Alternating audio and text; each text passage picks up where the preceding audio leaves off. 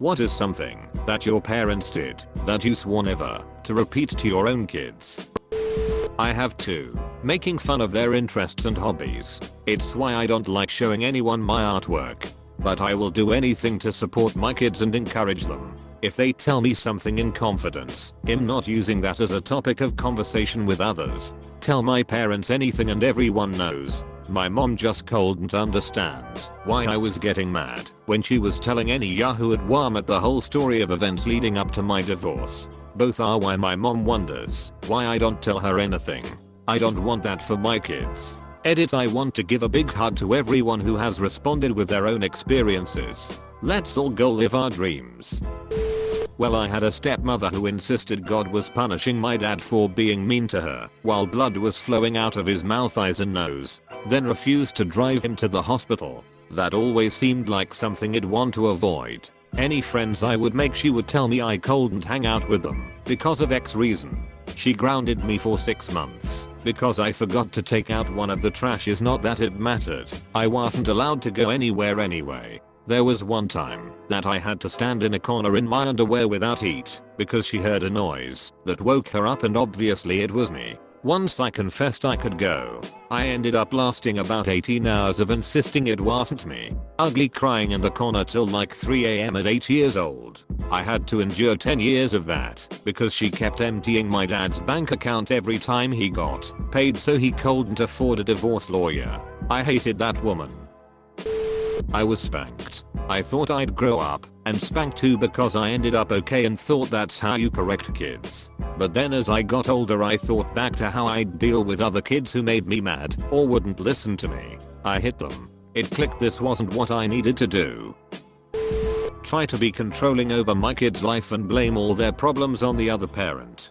Dude, when I was 15, my dad and MD decided to have a meeting with me to discuss my future and make a choice what I wanted to be. I wanted to be a programmer so bad. I loved that shoot. So I said programming/software engineering.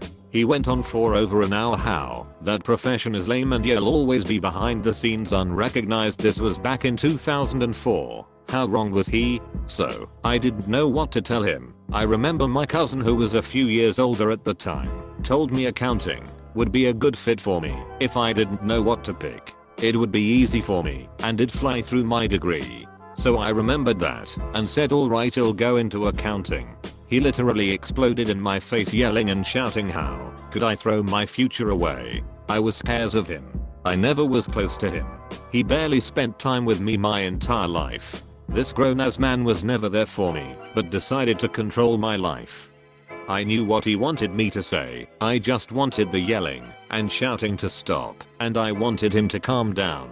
So I said defeatedly, okay, I'll be a doctor. He immediately turned around, smiled happy and congratulated me. I felt what it's like to have a part of me die that day. I wasted 3 years of life on med school before I was like, frick this shoot, got depressed and asked my sister to help me convince him to transfer over to engineering school, but my life was never the same. And my psyche was changed as well. I easily give up now, more irritable, can't sleep well at all, etc. So I get what you mean. My kids will choose what they want to be, even if it's freaking curling. Lecture. My mom could go on for hours for even small misbehaviors. Somehow, it usually looped around to how I didn't keep my room clean, even though the rest of the house was just as much of a mess or worse. When I need to have a stern or serious discussion with my kids, I force myself to make my point in 5 minutes or less. I've even said stuff like, look, this is taking way too long, just don't do this aloud thing again, okay? I also apologize if I yell as soon as I'm emotionally able to after an angry outburst. I don't remember mom ever doing that.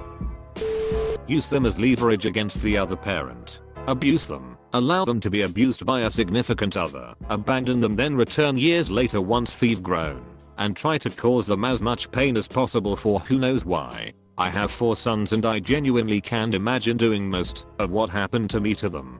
Blows my mind.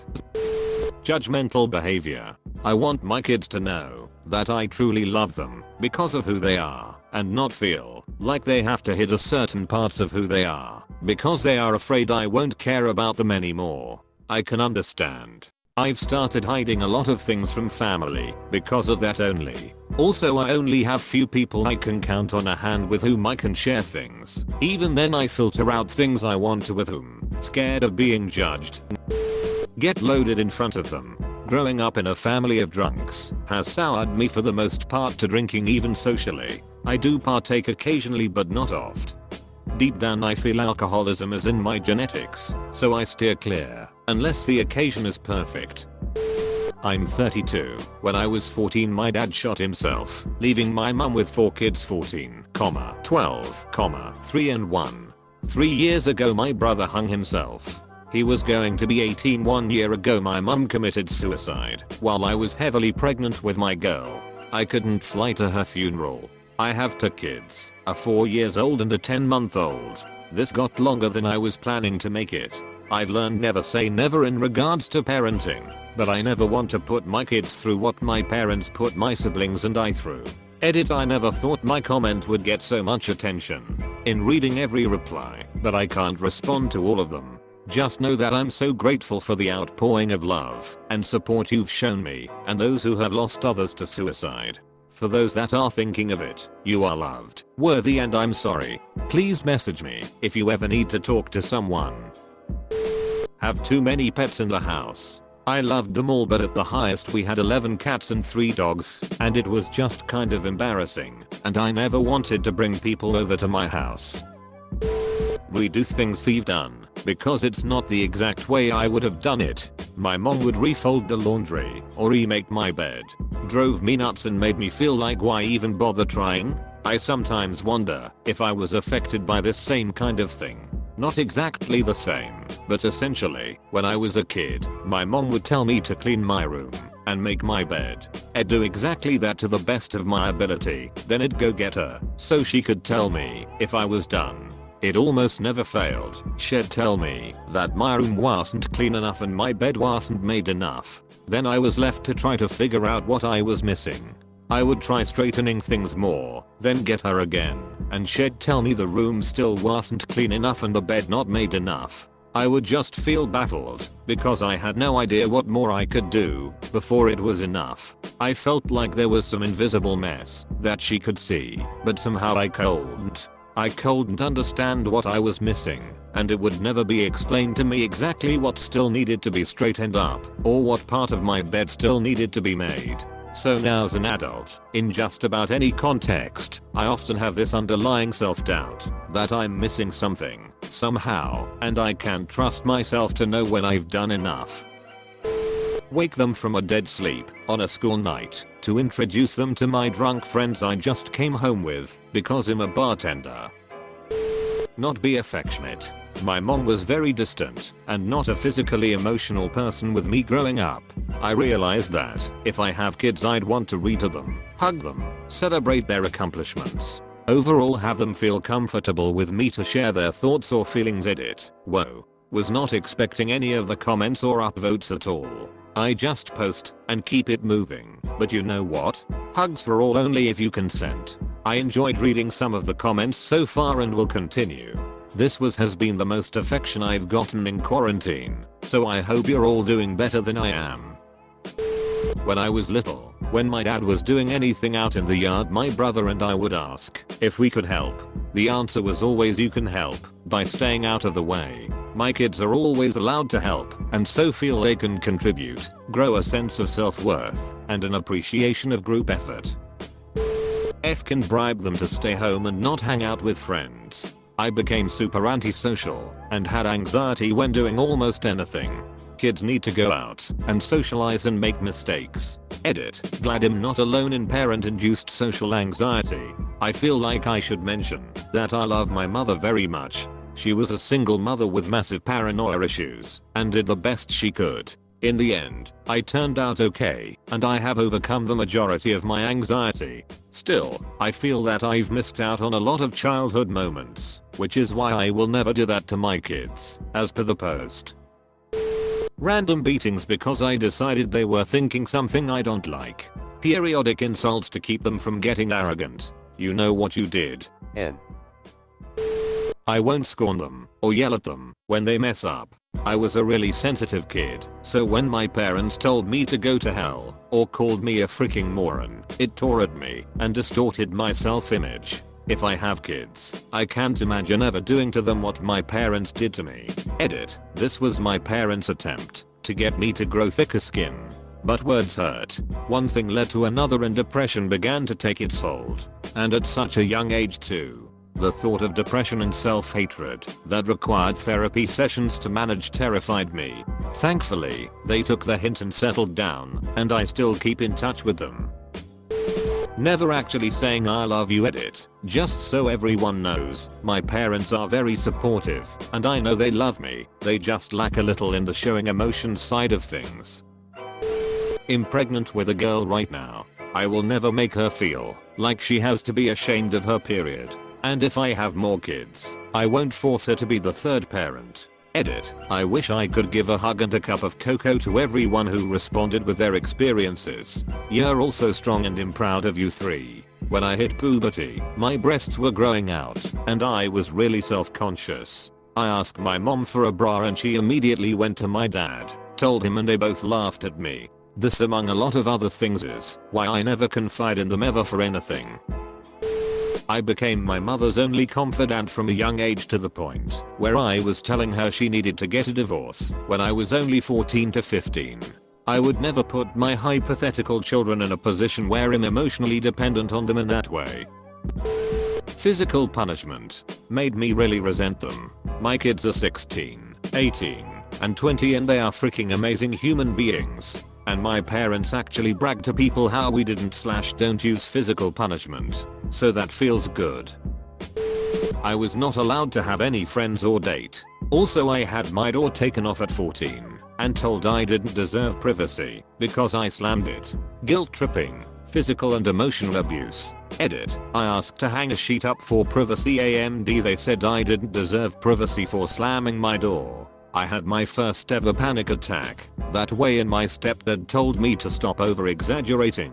My depression and anxiety was always belittled. I was in a mental hospital and my dad and stepmom came to see me, and my stepmom just kept telling me what a horrible person I was and that I was just there to get away from her. Also, my stepdad would call me a slut and punish me for things my brother did. He also molested me on several occasions, and when I told my mom, he convinced her I was lying. He told me my feelings didn't matter. But if my kid ever came forward and said something like that about my spouse, I wouldn't just not believe them and accuse them of lying. Put the other parent first. I remember my mom left me and my cousin at Claire's an hour after closing because she had to make sure her husband was fed and settled. I still feel for that Claire's employee that sat with us after closing. Edit. No, my stepdad was not abusive. My mom was just overcompensating because of how unhappy she was when she was with my dad. Argue in front of them. My parents fought a lot around me and I hated it growing and do not want to subject my kids to that.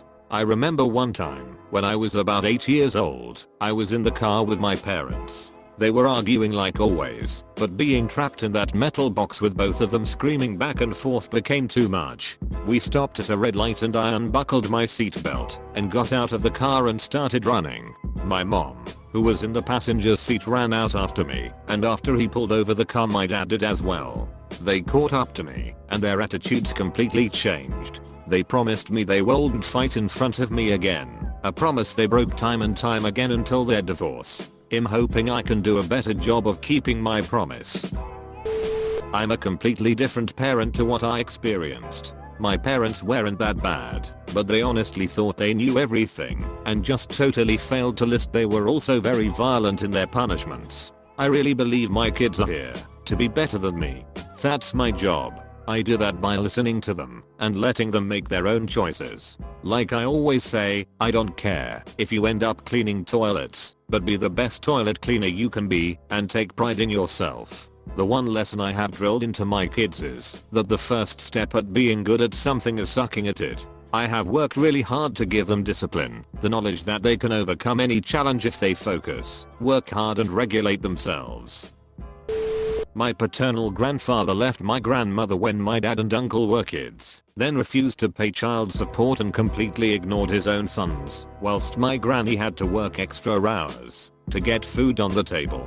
What's worse is, my paternal grandfather had a son in his second marriage and spoiled him loads. My dad and uncle unsurprisingly have no contact with my paternal grandfather. My dad has been a much better father to me and my sister than his own father was to him. He's a much more decent person than his own father was, and has done an excellent job of bringing us up, on top of being successful in his field. Even as a young kid he knew what his father was doing was wrong, and swore to be a better father once he had kids. Has done really well for himself. These other things: never hit your kid, never call your kid names, never berate your child in front of their friends, never say no when you can say yes, never not care. I was 17 when I formulated these ideas. I'm 65 now with 3 grown sons. They may say I fricked up a few times, but I'll give them the finger if they do, and well laugh. They won't let me buy a video game system. Said it rots the brain. I never understood why watching TV is okay but not gaming. I've played video games since I left after high school. My son, daughter and I all enjoy them. It still stings when I think of that Northeast I wanted so bad back th. At least you're using your brain more while gaming. Don't waste time on it though. Train that super brain with late night advertisements on the latest self-sharpening knife that also doubles as a whip. But that's not all. If you're one of the first 100 callers, well, chuck in another master self-sharpening knife whip. If I ever have a kid, I would want them to always know how much I love them. I want to be affectionate with them, and I want them to know that they are good enough. I love my parents, but they weren't the most affectionate with me, or told me that they loved me. They would always compare me to others. I could never do anything right. I hated them, and I loved them. Now I just love them. I'm glad they've softened up. Because I said so. I always have a reason why I ask them to do something. If they ask why, I'll explain. I'll explain my reason, my reasons for my reason, various other factors I considered. I can go on for a while. They know this. The other day I asked my 7-year-old to do something. She said why. I thought about it for a secretary and I asked, is because I said so a good enough reason? She thought about it for a secretary and said, yeah. For about 3 seconds, I felt like I nailed parenting.